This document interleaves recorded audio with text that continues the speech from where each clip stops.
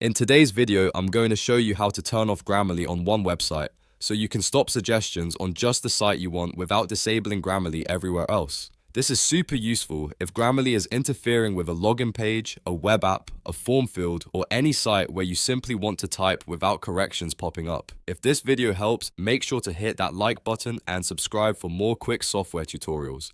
Alright, let's jump right in. First, open the website where you want to disable Grammarly. This is the exact site where you're seeing the suggestions, and it's important to start there so Grammarly knows which website settings you want to adjust. Once the page is loaded, look up at your browser toolbar and click the Grammarly icon. This icon is usually near the top right of your browser, and it opens Grammarly's controls and settings. After you click it, a small menu should appear with options for the current website. Look carefully for the section that shows website-specific controls, permissions, or suggestions for this site. Grammarly often gives you options to turn off suggestions for the current website rather than globally turning it off everywhere. This is the setting you want if you only want to stop Grammarly on one website. Now, select the option to turn off Grammarly suggestions for that site.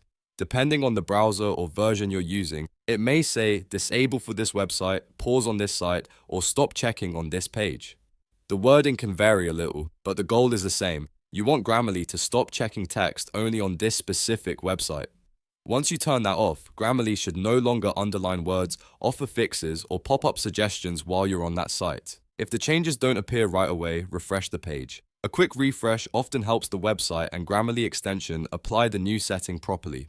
After refreshing, test it by clicking into a text box and typing a few words. If everything worked correctly, Grammarly should stay quiet on that website while still working normally on your other sites. And that's it. You've now turned off Grammarly on one website without affecting the rest of your browsing experience. If you found this helpful, please give the video a like, subscribe for more tutorials, and turn on notifications so you don't miss the next one. Thanks for watching, and I'll see you in the next video.